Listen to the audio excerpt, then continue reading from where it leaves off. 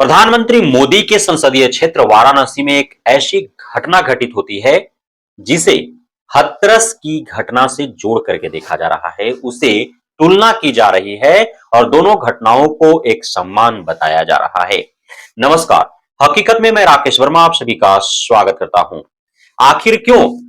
चाहे केंद्र की सत्ता में बैठे हुए मोदी हो या फिर यूपी राज्य के सत्ता में बैठे हुए सख्त मुख्यमंत्री योगी हों, क्यों आखिर महिलाओं के साथ, लड़कियों के साथ, छात्राओं के साथ, फीमेल वर्कर्स के साथ, चाहे वह फीमेल वर्कर्स फोर्थ ग्रेड का हो या फिर फर्स्ट ग्रेड का हो,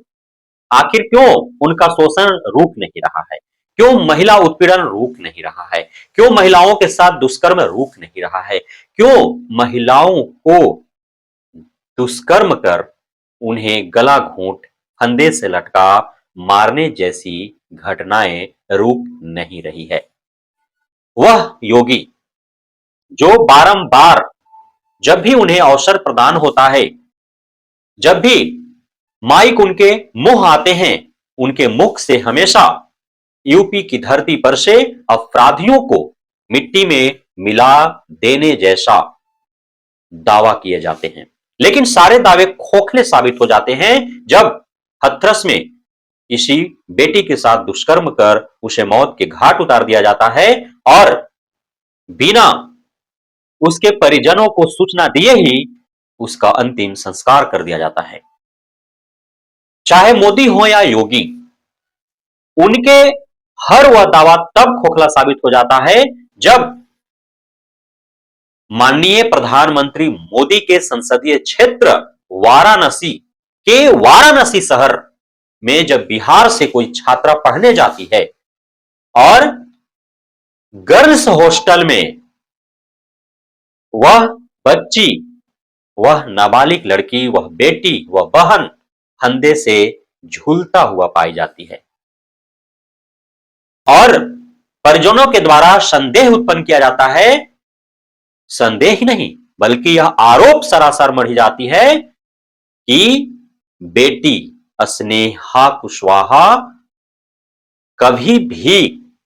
अपने आप को खत्म नहीं कर सकती है। यह आत्महत्या नहीं, हत्या है। और यदि आत्महत्या थी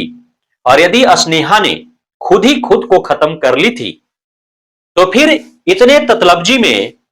इतने हड़बड़ाहट में बनारस पुलिस प्रशासन को क्या आवश्यकता पड़ गई कि उसकी बॉडी परिजनों को सौंपे बिना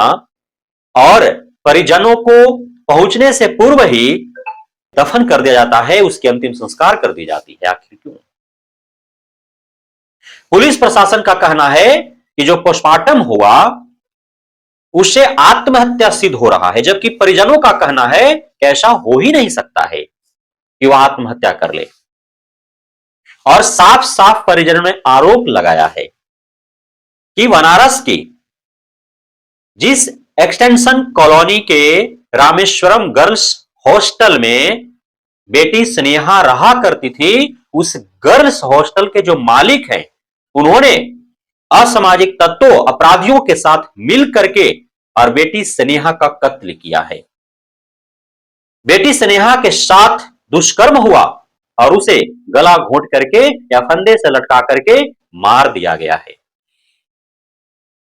और चाहे मामला हत्या का हो या आत्महत्या का हो, क्यों जब तक बेटी स्नेहा के पक्ष में उसके स्वजात के लोग सड़कों पर उतरते नहीं हैं, कैंडल मार्च नहीं निकालते हैं, यूपी सरकार और केंद्र सरकार का वो घेराव नहीं करते हैं, जब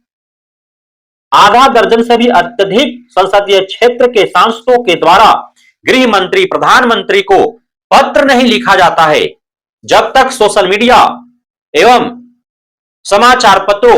न्यूज मीडिया में यह खबर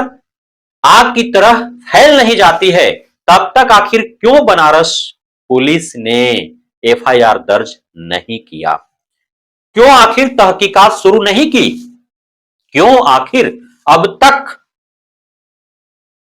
लगभग 2 हफ्ता गुजरने को इस घटना के और बेटी स्नेहा को, उसके परिवार को, उसके परिजनों को न्याय नहीं मिला? यह तो सवाल उत्पन्न होता ही है। छोटी बहन स्नेहा को न्याय दिलाने के लिए आज उसके स्वजात के लोग,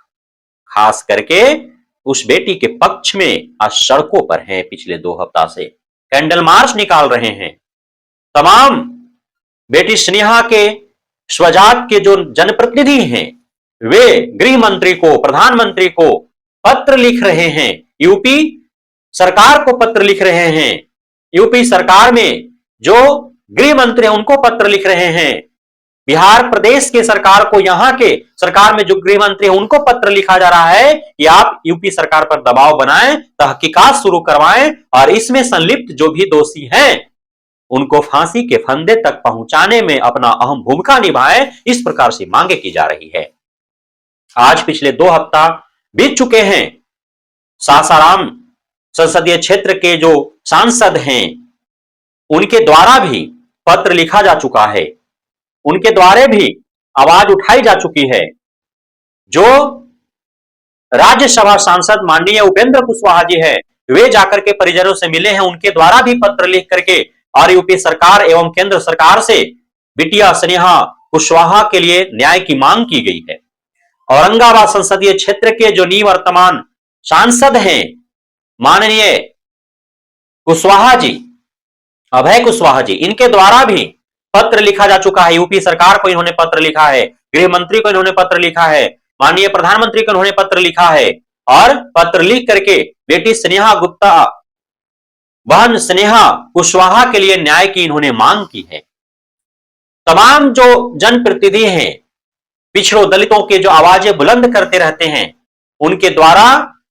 बहन स्नेहा कुशवाहा के लिए न्याय की मांग की जा रही है, उनके परिजनों के लिए न्याय की मांग की जा रही है। हम भी अपने इस चैनल के माध्यम से यूपी सरकार जो अपने आप को सख्त मुख्यमंत्री मानते हैं, जो सीना चौड़ा करके और आवाजें बुलंद करते हुए नजर आते हैं, यूपी में कोई भी किसी भी बहन बेटी को बुरी नजर से देख ले तो उसकी आंखें निकाल ली जाएगी, उसे मिट्टी में दफन कर दिया जाएगा। जो बुलडोजर बाबा के नाम से विख्यात हैं, उनसे हम मांग करेंगे कि आपके सबसे चहेते और शायद आपके प्रेरणा स्रोत जो नेता हैं, हमारे देश के जो प्रधानमंत्री हैं, उनके संसदीय क्षेत्र, उनका वह क्षेत्र जो गंगा के तट पर बसा हुआ है, वह नगरी जो देवनगरी के नाम से सुप्रसिद्ध है, देवों की नगरी कही जाती है, उस वाराणसी में जहां पे देव विराजमान है, मां गंगा जहां पे विराजमान है, और उस देवनगरी में, उस मां गंगे की विशुद्ध नगरी में और एक बिहार के सासाराम की नाबालिग छात्रा के साथ दुष्कर्म हो जाता है। एक बिहार के सासाराम के तकिया के निवासी सुनील कुशवाहा, रूबी कुशवाहा के बेटी के साथ दुष्कर्म करके उसकी हत्या कर दी जाती है और यूपी पुलिस प्रशासन खामोश है, यूपी सरकार खामोश है।